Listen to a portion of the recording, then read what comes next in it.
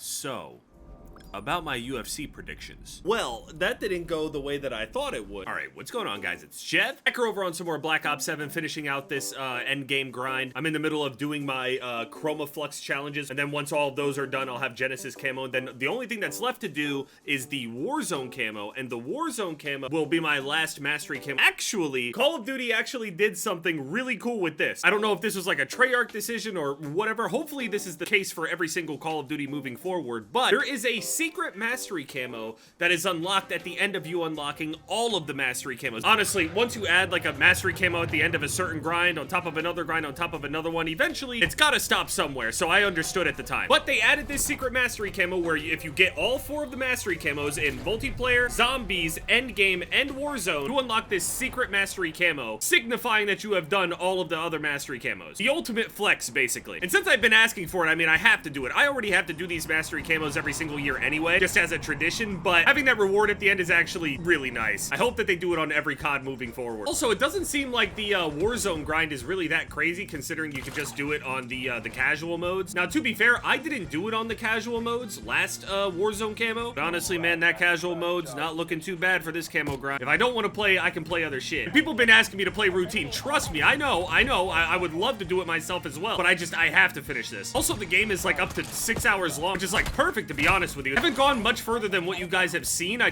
found the one button underneath of the desk, and that's it. I'm still basically in the tutorial area. People were blown away that I basically stopped playing at the tutorial area, but I genuinely couldn't figure out how to get out. If I had continued the video just walking around in circles, I was frustrating myself watching it. One thing I did notice, though, whenever you have these games that have like no guidance and stuff, the audience is always involved in like thinking what they should do. And just like in scary movies, whenever you're watching somebody in the scary movie or playing the scary game, you're like, that idiot, why is he doing that? He should be doing this. Obviously, this is what that means. That's all I've ever seen from people's audiences whenever they watch this. They're just calling the person that's playing fucking stupid. To be honest, man, I'm not looking forward to that. I mean, I get called stupid all the time. It's not a big, oh shit. Hey, to be fair though, I never finished Amnesia, The Dark Descent, on my first ever playthrough back in like 2000, what was that, 13, 14? I did finish Amnesia The Bunker though. Well, okay, finished. I speed ran. I beat the game in a couple minutes. I'm not joking. I was so afraid to play the game regularly that I ended up learning how to speed run it instead. It's pathetic, I know. Yeah, those UFC fights didn't all go the way that I planned. First fight, Jan Blachowicz versus Bogdan Guskov. It ended up being a majority draw. Now that's something that like you would have, oh, there it is, Chroma Flux, nice. That's something that like would be pretty much impossible to predict. So, I mean, I didn't really blame myself too hard. It made sense for it to be a draw as well, although I was obviously biased in saying that Jan won that. Considering he won 2 rounds, and I could make the argument that round 2 was not a 10-8, at least one of the judges saw that as a 10-8, so. Jan won round 1 and 3, and if it weren't for them scoring that a 10-8 round in round 2, Jan would have won that fight, but it was a draw, so there's really nothing I could have done about that. Then Henry Cejudo against Peyton Talbot. I mean, I just have to accept right here. Henry Cejudo got beat up pretty bad. Peyton looked great. And understand, I like Peyton Talbot. I just didn't know if he was really ready for that. No matter how washed Cejudo is or whatever, like, I just believed that, like, Peyton just wasn't ready. And it clearly was. I mean, he hurt Cejudo on multiple occasions bad,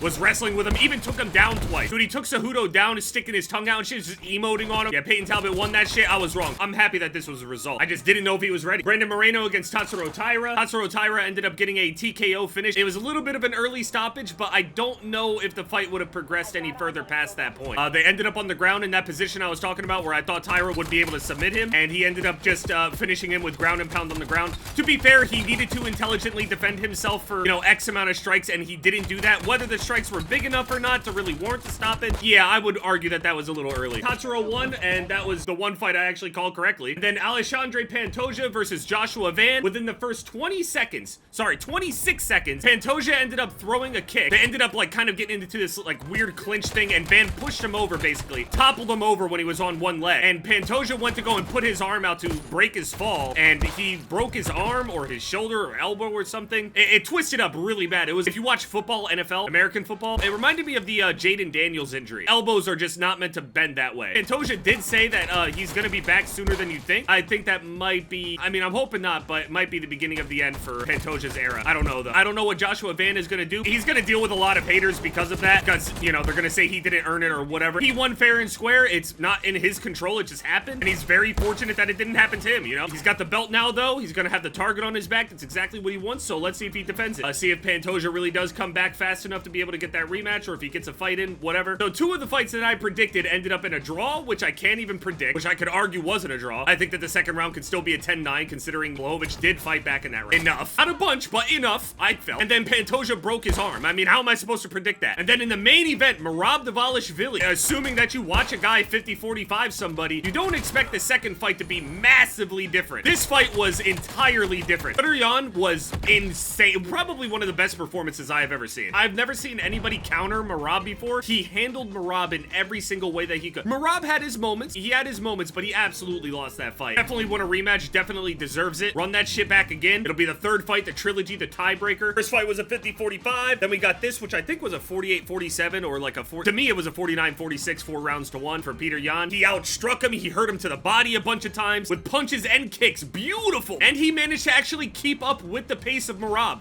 No one has been able to do that. Also, I was saying that I looked back at that first fight that they had, and Yan did claim that his one hand was injured. His right hand was injured. In this fight, that right hand was absolutely not injured. He was able to counter Merab a lot more on the feet, throw really, really effective body kicks. And even if he did get taken down, he just kept working, didn't let Merab overwhelm him. There were a couple moments in like round 3 or so, round 3 or 4, where it was looking like it started going in Merab's favor. The momentum seemed like it was shifting, and then he managed to actually hurt him. And so pretty much all of my picks were wrong except one. 2 of them I couldn't predict, and 2 of the other ones, I mean, fair and square. I mean, they proved me wrong horribly. Yeah, basically though, doing this Chroma Flux, all I'm doing is just picking up the weapons whenever they drop from any of the elites I kill in this area, because I have to kill the elites for the Chroma Flux shit. Go in there, kill these guys, and sometimes they end up dropping a weapon case. I pick the weapon case up, and since it's fully upgraded, I don't have to worry about like leaving the lobby or anything like that. On average, I can finish like 3 to 5 of these a match. I already have these 2. Unironically, the prelims were crazier than the actual main card. The main card was great. The whole thing was great, top to bottom.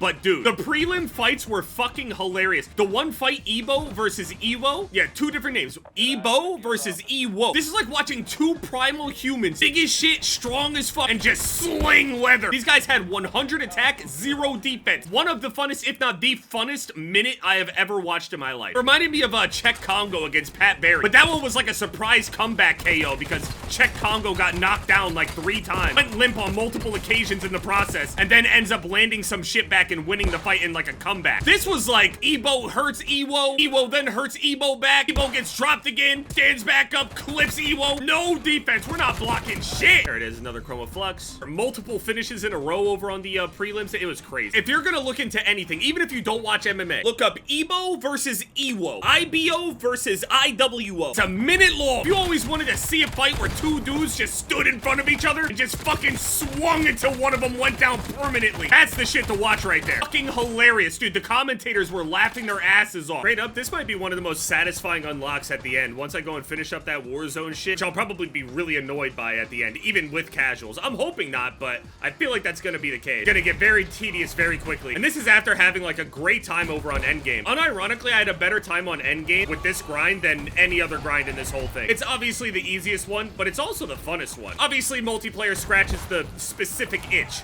But of all the AI modes, like casual Warzone, this and zombies, this is way more fun than zombies, man. I'm sorry, it just is. All the movement and shit like that, it's just way more fun. There's a pretty good feeling of progression when you're leveling up and everything. It feels good. Also, isn't there a camo at 1000 as well? There's some pretty rare camos in this game, really. Like, it's one thing to go around and flex one of these camos, but if you go around with like the ultra camo and the level 1000 camo, I mean, I don't think it's very hard to hit level 1000 on this game, considering the overall amount of like challenges and stuff that you can do that's boosting you. Anyway, amazing UFC card. Next video, I should probably have Genesis. Well, I definitely will have Genesis. Then I gotta do the Warzone grind. And I want to be able to have all of that done before the Game Awards as well. Whatever, regardless, I still don't know what that statue is that they're showing either. I've heard things from like Lords of the Fallen 2 to God of War to people declining that it's God of War to Elder Scrolls to people declining that. And then, yeah, I don't know. I've been looking at like all the leak Reddits and shit. There's too many theories. Just please be something good.